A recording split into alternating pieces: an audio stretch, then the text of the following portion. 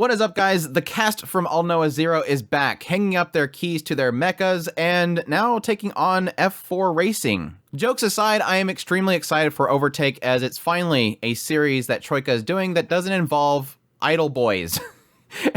Something besides idle boys. I really have a love for Troika, a studio that has done great titles like at least the first half of All Noah Zero, really loved Recreators, and yes, while not getting back into some great action show, at least, again, it's not idols. And I can honestly say after the first 3 episodes of Overtake, I'm extremely excited for this series and what it can possibly do. Mixing some great visuals, yes, while using CGI, doing a really good job of kind of making it fit the environment, and additionally having a lot of characters, character growth, and character drama that honestly feels very natural and something I'm excited to see where it goes from here. But this is my thoughts on those first 3 episodes, so let's jump right into it. Overtake opens up with a guy named Koya, who is a photographer, and we get a little sense very quickly that Koya isn't doing too well. It seems like he has something in his past that is preventing him from being able to take pictures of people. It seems to have something to do with him taking photography of a capsizing ship or something, and he got ridiculed by people online. His job is to take photography for a magazine that is geared towards women, so it's a lot of fashion and models and stuff like that, but he's typically always taking photography of clothes and boots and stuff like that. Well, due to the fact that racing and whatnot is getting very popular with women, they like these men that get into these race cars and they're really fast and they think it's really brave and dangerous and that kind of stuff. So they got a job to go to a racetrack and take some photography of the different teams. And when Koya arrives there, he gets very interested in the different race cars, the different teams, the ins and outs of racing, how it's very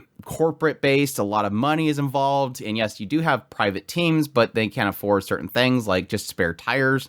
And while he was invited there by this one team that is a big corporation team with a lot of money, while getting a tour of the other tents, he ends up running into one, which is actually a private team. An argument ensues, and Koya kind of helps defuse the situation, which just kind of leads for the team's leader to kind of meet up with him later on and thank him for the whole situation. But additionally, he's invited back to their pit team while Haruka, their driver, is actually out in his race. But one thing kind of sticks out to Koya.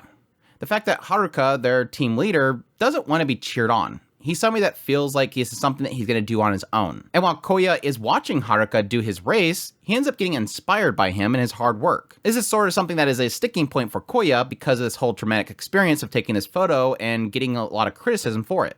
Well, unfortunately, Haruka ends up blowing a tire and ends up losing the race. And Koya ends up stumbling upon him behind the scenes, crying to himself, which leads Koya to finally, for once in a long time, take a photo of Haruka crying. Well, now that Koya is beyond this stumbling point that he has, and he's inspired by Haruka, he decides later to rush back to their team and claim to become one of their sponsors.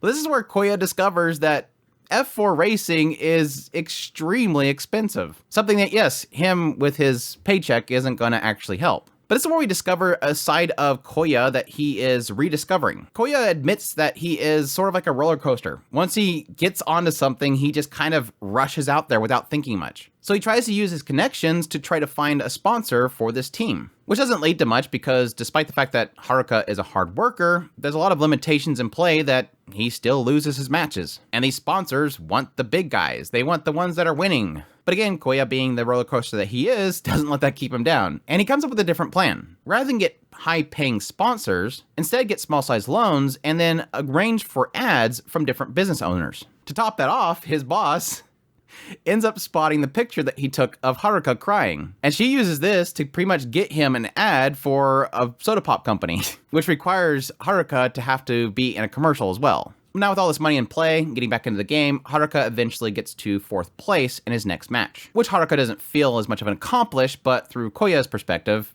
it's still a win. So my thoughts on Overtake. I am really, really enjoying the show. Getting the visuals out of the side first. I've, again, been always a massive fan of Troika. I really like the designs, I like their visual style and all that kind of stuff. Again, massive fan of Recreators, massive fan of the first half of All Noah Zero. I just really, really like this studio and their very unique style that they have. Now, yes, you can claim it's very samey. I even made the same joke at the very beginning that it's the All Noah cast basically doing F4 Racing, but it's kind of similar to something like KyoAni, where I just like their style, so if they kind of use that same look and it looks a little bit similar, it's fine. Every studio has a style. It's something that each group, each character designer and stuff can't really get away from. The studio and the animators are just kind of used to working with that type of style. And again, I really like it. Got good shading, got good coloring, all that kind of stuff. Now, yes, the obvious thing that's going to happen here, because it's F1 racing, is CGI. Now, yeah, I think the CGI looks a little stiff, but at the same time, they're doing a really good job of kind of putting it in the environment that it is. I think a lot of the perspective shots and everything of the actual race itself looks really fantastic. They got a good sense of depth and stuff to the actual race itself, so when you have a lot of these shots from the sidelines and stuff like that, showing the F4 racers coming towards the screen and stuff like that, you can get that sense of that depth, even though they have that velocity coming in. I think the only real kind of laugh I got of the series and the visuals was them doing a pill out start, which I don't think I've ever seen an F4, F1, whatever racing that has a pill out start. You typically don't do that. But I know it's all to make it look a lot more intense and a lot more fast and all that kind of stuff. Again, still, even though it is using CGI, I think it looks really good. Matching that in with all the sound effects and the music and all that kind of stuff, it's got a lot of hype to the races themselves. Just visually and everything, it just kind of blends all together just to get the hype going. Putting all that stuff aside, getting into the characters, and I think this is where this show for me is really shining. Yeah, like I said, I technically get hyped up with the races themselves, but I don't really feel like a lot of the races so far have been center focus. A lot of the focus is on the characters like Koya, Haruka, the team themselves and all that kind of stuff, the history of their team, all that stuff is like the more front and center for me. Like I've said several thousand times before, I'm fine with sports shows, but I have to have it be more about the characters than the sport itself. And this one is doing a really good job of balancing that to where I don't get too much of the sport, but rather the sport itself is enhanced by the characters. You get to know the characters, and then what happens with them sort of enhances the actual race. A good example is the race in episode 3, where you have one of the other team's members, Toshiki, is their second racer. And he's never given the spotlight, and he often throws that frustration upon Haruka. And then you get a little sense of their back history together, where they had one race where Haruka ended up essentially cutting him off, and he lost. And that sort of blends into this episode where they're basically head-to-head. I like that kind of stuff. But honestly, more so than that, it's just getting a sense of the characters themselves. Again, opening up the series itself with Koya, this photographer, and really quickly getting a sense that he has some sort of difficulty, say it, camera shutter shy. He's got this difficulty in taking photography of people. And I'm sure eventually we'll find out what that is. My assumption based on the waves and everything is that he probably took a photo while a ship was capsizing or something, and he ended up having that published, and then everybody criticized him for being bad because he posted a picture of people that possibly died. Wasn't there something else you should have been doing? You should have done more in the situation itself rather than be taking pictures, which is honestly a major criticism that a lot of photographers get.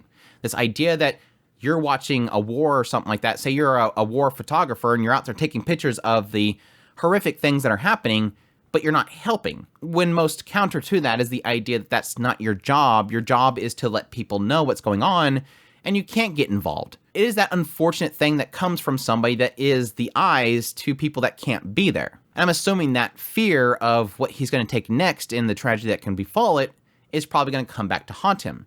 So he has a difficulty in taking pictures of people. They have a model down there that people are taking pictures of, and he's over here, again, taking a pictures of the boots.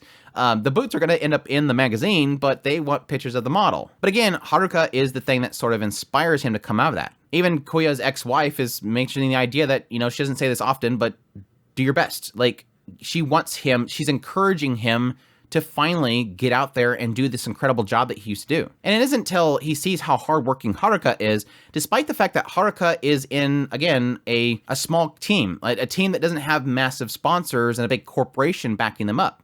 They have 4 tires, so one pops, they're out.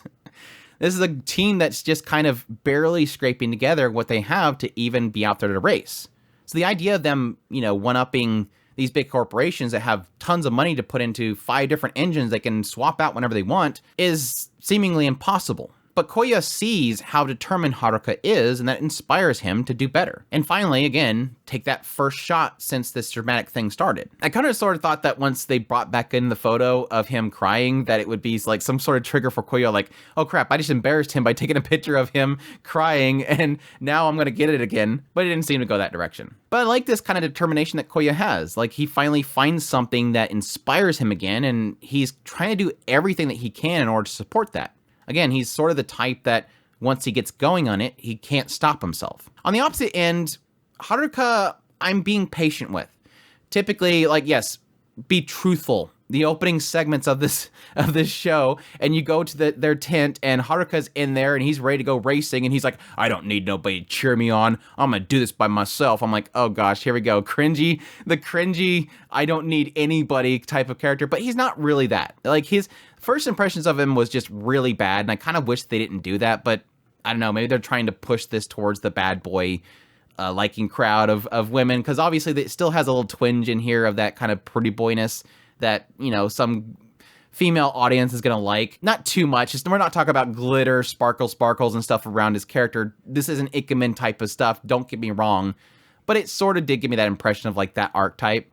But he's not really that. He's very much so the type to push people away, but that seems to kind of break very quickly. As he sees how much Koya really does want to support him, you get a sense that he's kind of opening up a bit. But obviously the story behind Haruka is this idea that they're a part of this team that was once his father's team. His father was a part of this team. Haruka really looked up to his father, even got to go up onto the podium with his father. And that's where we get that sense of the two things that sort of inspire him to be a part of the team. The first half is that he does respect his father. That's the first half of what inspires him to push forward and to win. The other half is the fact that he wants to one day be on that podium without his father. Wants to prove that he can be up there by his own merits. And that's the thing that drives him forward. He wants to be just like his father was, which I can honestly respect that. And I do appreciate the fact that this isn't one of those simple cases of because he's so driven and now because he got Koya supporting him and now they have sponsorships, that it's instant win. This is definitely that feeling of the small team slowly building up. This is the underdog story. This is the story where you're going through those tents and you see all the people with literally 8 cars in their garage. This is the one over here where this is all they got, and they got duct tape holding on the bumper. This is the small team, the team that is trying to build up from the bottom up, which they give a sense really early on, this idea of there's the big corporations, there's the guy that just has too much money on his hands and he wants to do this as a dream, and then you have the underdogs, the people that are trying to hopefully one day build up to where they can defeat everybody else by building up those sponsorships and stuff like that. And for that reason, this is kind of one of those stories where you kind of want to root on the main character. You want to see them build up from the small beginnings all the way back up. Now, granted, there's a hint here that their previous team was good. They were on the podium. It's just once it disbanded, once the father died, they're having to build it back up because Haruka wanted them to rebuild it. So it's got a good main 2 characters to give 2 different perspectives, the outsider and the insider. And yes, technically having the outsider character does kind of open it up to having a lot of the insights into F4 racing. Now, I'm not the most knowledgeable person in F4 racing, but it seems like everything is legit. Like my basic, very small knowledge, everything seems to be making sense. Again, besides peeling out to start the race, everything's matching to what I would kind of feel would fit into the F4 racing mindset and everything. And that's really something that they're playing heavily on. This really does feel like one of those stories where they have the team at the studio literally hire somebody that has been working veteran in the industry for 20 plus years, and they're bringing them into the studio and saying, tell us everything. Like there's a lot of information dump. Now, I don't feel like they pack it in there. I think they do a good job of kind of sprinkling it throughout the series. So it doesn't feel like this is a F4 racing commercial, but at the same time, it is trying to get you insights into the industry itself so that you understand what's happening. Though I will feel like sometimes it feels like they're going out of their way to go, oh, well, this is what happened. Then this is this thing, and this is how they're doing it. Oh, yeah, slipstreaming. This is how slipstreaming works. Let's explain how slipstreaming works. It does sort of have that bog it down here and there. But I think they're doing a good job of not relying on it too much and letting the characters themselves sort of tell it. But yeah, that all aside, I am really enjoying it. I think the only thing that I can probably say that I hope we get a little bit more of is to kind of develop the characters around them. We're spending quite a bit of time on this other team and how great their setup is and how much money they have and their 2 drivers and the conflict there. It's kind of nice to have at least the other team's 2 drivers. It seems like the one they always put at the front does have a respect for their second driver. Like he does understand that he's possibly better than them in some ways, but as we've seen with like the 3rd episode, this guy's cocky, and so that's probably why they don't let him have the spotlight too much. But seeing that kind of difficulty there, seeing the 2 sides of the industry, one from the bottom feeders, the underdogs, and seeing it from the perspective of the big corporation is kind of nice. And I'm pretty sure that that'll probably be sort of their chemistry going forward. They're going to probably be showing those two sides and how they differ in each of the matches. But yeah, so far, really enjoying it. Great music, great visuals, great character designs, great character development so far. The races themselves are super hype. It's just everything for this series is got it going for it. So if you're looking for a really solid racing show that's not Initial D or MF Ghost, definitely check it out. It's kind of a nice, refreshing take on at least something story-wise in the anime industry. So I'm really enjoying it, and I cannot wait for more. So, and hopefully if this does well, they'll get back to recreators. But anyways, that's my thoughts on Overtake. I hope you guys enjoyed this video. As always, if you did, make sure that like button down below, comment. Let me know what you think of the series if you're going to be checking it out. Additionally, if you're new to the channel, make sure that subscribe button's good on my content. I do news reviews, first impressions, top list. If it's anime, it's pretty much here. Additionally, if you want to support the channel more and you like this content, I have a Patreon link, tips link, super thanks, membership button down below. Greatly appreciate everybody it does, and y'all take care. They should have got Sawano to do the music.